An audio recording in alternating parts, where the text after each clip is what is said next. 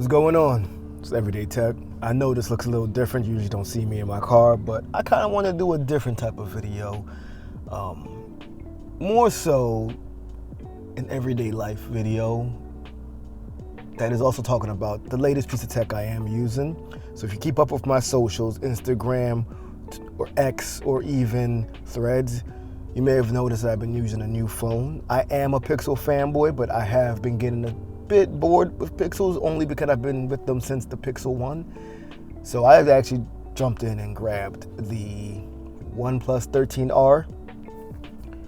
I've been using it for a little bit now. I think I got it, I want to say Sunday or Monday. And I've been using it as my main phone ever since. And I definitely have some thoughts, but I kind of want to share them with you on a more natural level. So first off, let's talk about the design of it, and I'm really digging it. It does not feel like a mid-range phone. It feels amazing, and even for its large size, I believe it's 6.7 inches, it's very comfortable in my hand. A lot of phones of this size feel too large for me nowadays, especially since I've been so used to the Pixel 9 Pro. But I gotta say, I really love it. So I'm really digging the design. I don't want to use a case with it. I'm only using the case right now because I'm about to head to the gym and shoot some content and everything, so I gotta be careful. I really just want to show you guys how it is in everyday life. So let's get on with it. Right now, my battery's at 95%. And I'll keep checking in. All right, let's go.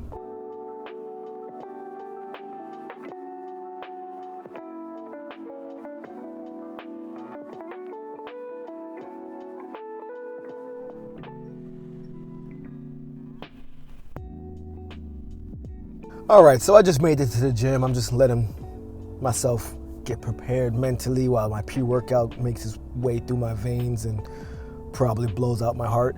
But while we wait for that to happen, I wanted to talk about the software on this, because that's probably my favorite thing about the OnePlus devices, the 13 and the 13R, although I do have the 13R, the more budget-friendly one. So the main thing I really love about this is how clean it is. It is almost Pixel UI clean. And I've been using the Pixel UI launcher for, so long, maybe 10 years now. So of course it gets a little bit stale for me, but the things I've been missing have been the customization. Pixel is now like last when it comes to being customizable in the cell phone game, which is absolutely wild. And this phone is so customizable. I love it, especially because it still feels as light as a Pixel device, but you get that iOS, the Samsung level customization. Now, lock screen, you don't get as many options as Samsung or Apple, but everything else is actually stellar. You can change your icons using icon packs. You have great control over your always on display. You can use a photo. You can use depth effects for the lock screen like you can on iOS and Samsung, as well as for the always on display. It's so refreshing to be able to kind of make a phone mine again. And in my boredom with Pixels, that's one of the things I really want to try out.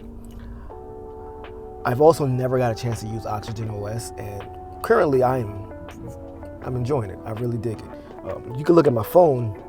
You can see I kind of have a iOS dark mode motif going on there with the KWGT widget, as well as the icon pack. Oh, and that like Star Wars looking wallpaper, yeah, that was made using AI through Gemini. I'm telling you, Gemini is a beast. But the software just runs super smooth. Animations are beautiful. This does not feel like a budget device. It feels like a flagship. It's just missing a few key things that I will get into later on. But if you are someone who's looking for some software customization and just pleasantness and just polish, give Oxygen OS a try. I've been surprised. But let me get in the gym. I think that pre-workout's starting to hit. I'll get back with you. All right, so I'm out of the gym. Man, I had a killer leg day. Went a little harder than I expected, which is good because I need to push myself to grow. But let's do a little check-in on the phone. Currently, it's like 124 now, which means I was in the gym for a minute. But I'm down to 82%, and that's with me listening to a lot of music, tracking stuff and in between sets, like scrolling in social media. I know I'm that jerk in the gym. But the battery life on this has been pretty solid, honestly. For the last week, I've noticed battery's crazy good. Like, I don't think about it. It's just good. Even when I'm getting really low, I let it rock, because not only does the battery last long, but the charging speed is what's crazy. Now, I'm gonna say I was wrong about something. I said the Pixel, Samsung, and iPhone don't really need to have this super fast wireless charge because it's still fairly quick. But after using the 80-watt fast charge with the charger that comes in the box from Oneplus, I need every phone to charge as fast as this bad boy. This is amazing. This is like one of the main reasons I want to stick with this phone. It's the battery. There's 3 things that make me really want to stick with this phone. Or maybe is it just 2? But there's a couple of things. Number 1, that software is amazing.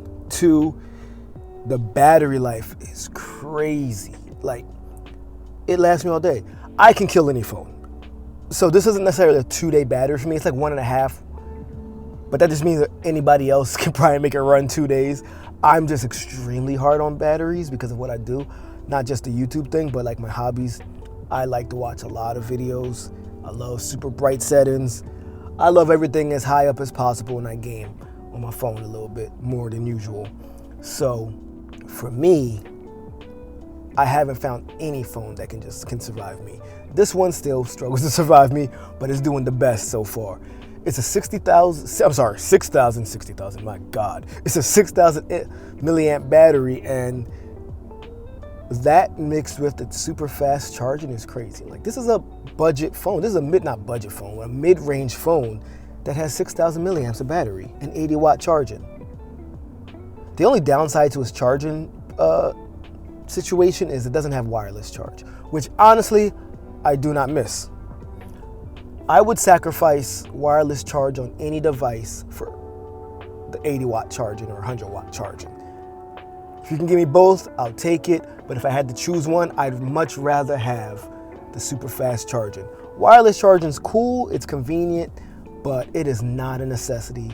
And this super fast charging, especially with my bad habit of forgetting to charge things overnight, yeah, definitely something I'm going to struggle with when I go back to Pixel, because I will miss that most of all. But anyway, I realized I don't have any creamer because my girlfriend is a coffee addict. That's a lie, I'm the coffee addict. But I tried to blame it on her and I couldn't. But we had a creamer, so I got to jump into this Dollar General and get it. So I'll catch you when I head home, and we'll continue talking about the Oneplus 13R.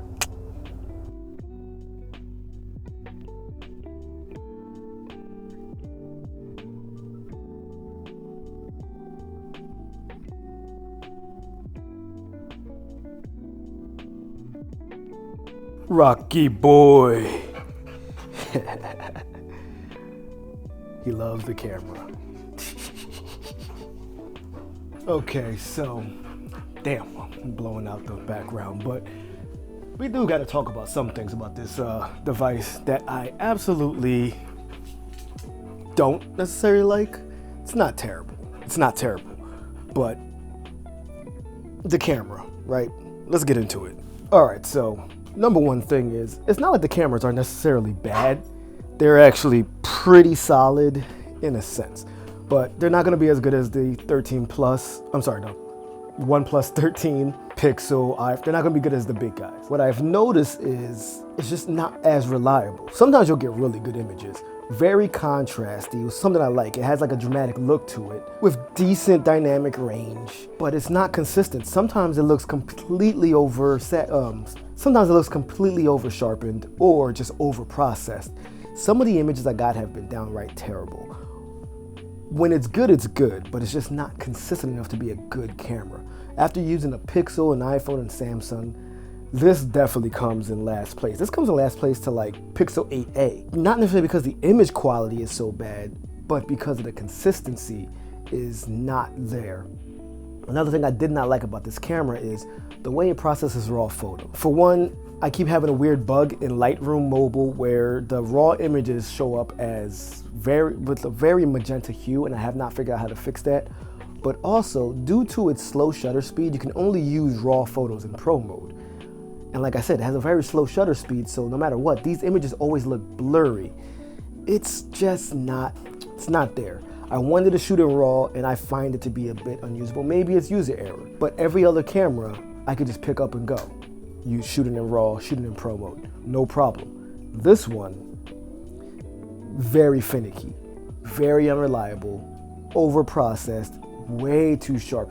It looks as if somebody went into like the edit photo and just cranked up the clarity and said, that's good. And I'm not a fan of that. I actually do wish more cameras would just let the lens do a lot of the processing and not over complicate things and let us do the edits. But I get it, you gotta make it for the masses. And this one tried that, and in my opinion, kind of fell short. But once again, there are some good images, especially when lighting is solid, especially when the subject matter isn't moving around too much. You will get a usable camera in a lot of situations, but be prepared to take numerous shots because there's a good chance it won't look the way you want it to. I know, kind of sucks, right? All right, so let's reel this in. After about a week with the Oneplus 13r, I got a lot of really good thoughts. First off, this is just my first impressions, but this is one hell of a mid-range device. This thing makes phones like the iPhone 16 base model or the Pixel 9 base model, even the Galaxy S25 base model. Just, it makes us wonder what they are charging that extra $200 for. This is $599. Those things are like $799. Maybe I did my math wrong. Who cares? They're more expensive than the Oneplus 13R. And the power this gets is amazing. This has the power of a Galaxy S24 Ultra. Snapdragon 8 Gen 3, 12 gigs of RAM, like crazy brightness. I forget the exact number, I'll put that in my full review, but I want to say it's like 4500 like peak brightness. That's when it comes to HDR. It's insanely good. The screen quality is beautiful. It's super fast, super snappy. Gaming on it has been no problem. I did realize something though. So I'm a big Pixel guy. I understand the Tensor G4 processor is considered very weak. The only place I really noticed a difference, where I wasn't like trying my hardest to find a difference, has to be gaming. Because I could put games on a higher quality setting and higher frame rate with the Snapdragon 8 Gen 3 and not really have a problem. Like compared to the Pixel where I might have to lower the graphics a little bit. It's super snappy, but I don't know if that's more the animations. I don't know if that's coming from the software or from the chipset, because Pixels are extremely snappy and well optimized. I think we're at the point where processors are so good that you're not really going to get a bad one, even if it's considered weak like a Tensor G4. But having what was the top of the line last year is definitely a bonus. You're not going to really have any issues, any concerns. Battery life is crazy good despite how powerful this device is. Gaming, flawless. Playing Asphalt, United, playing Call of Duty, Diablo Immortals. I went and I played some of the high tier games to see how it is, and it's been fantastic. The beautiful screen, the software, and even a decent camera for the price, even if I'm not a big fan of it. A lot of that is preference for how it's processed, and the over sharpened look doesn't sit well with me. But anybody looking to spend $599 on a phone is going to be pleasantly surprised with this camera. Especially when you come to the full feature set of the cameras, like the Pro mode. This thing, it makes me wish I spent the extra money on the flagship Oneplus 13, because if this mid-range version is so damn good, that thing has to be stellar.